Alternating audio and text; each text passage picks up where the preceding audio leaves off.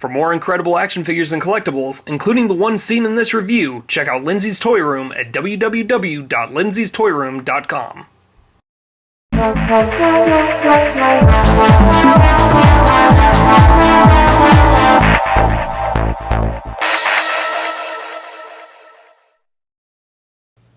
Well, my fellow collectors, the wait is finally over.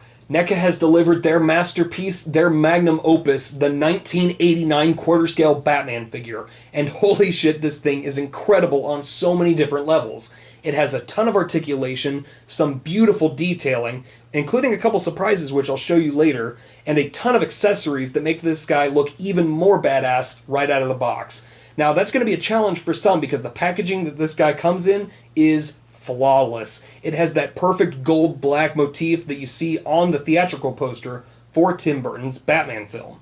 And it just looks great. So it'll be really, really cool displayed in the box or out.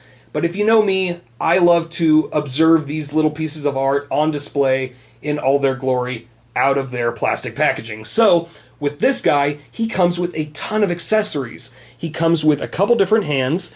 Out of the box, he comes with these fisted hands, which pop right into the wrist joint with these little attachments here. He comes with another hand, which is used to hold the grappler hook. Now, the grappler hook can actually attach to his utility belt with this little piece here. And it's very cool because it comes in the two separate sections that you see the way he has it on his belt in the film. Now, the handle detaches here and has a very cool addition where you can flip down the handle just like in the film, and then you detach the second portion from the belt, which is the actual grappling hook attachment, and it plugs in like so. Now, this could have been just a chunk of plastic, but NECA always goes the extra mile with these things and just knocked this one out of the park. So the grappler hook looks fantastic. Great detailing on that.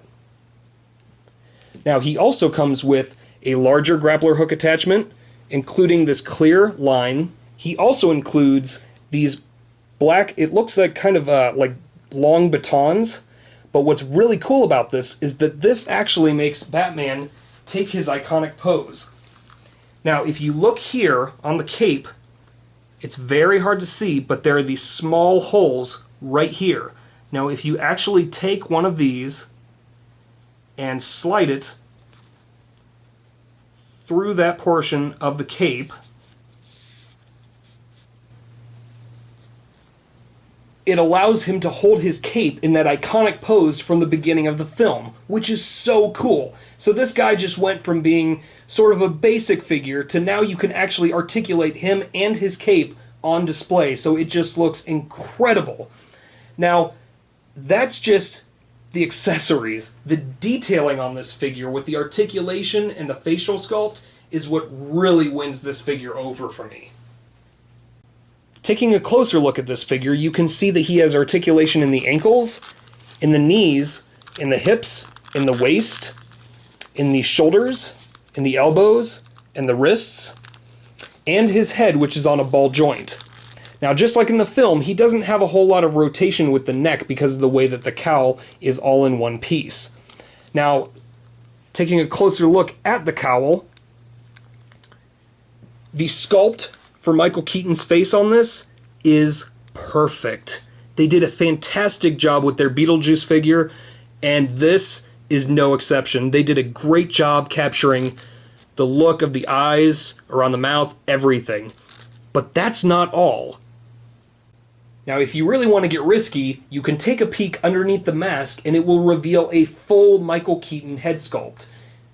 This shows me that NECA not only took the time to work every single detail on the suit and on the cape and the mask and everything, but they're hoping to do possibly another figure with just the Michael Keaton head, which would be fantastic, so you could get that really cool Bruce Wayne suiting up sort of look for the figure.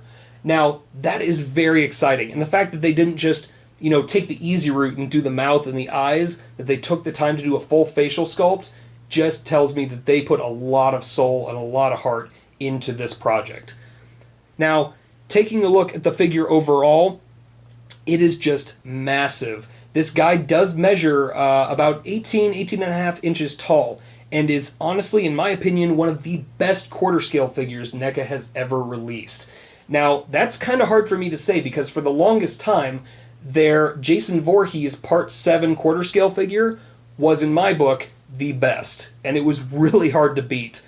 But this guy takes the cake. Partially because, honestly, I've wanted a huge Michael Keaton Batman figure for as long as I can remember. That was one of my favorite films growing up, and the fact that NECA not only did this character justice, but they just knocked it out of the park with all the accessories and the detailing and the articulation.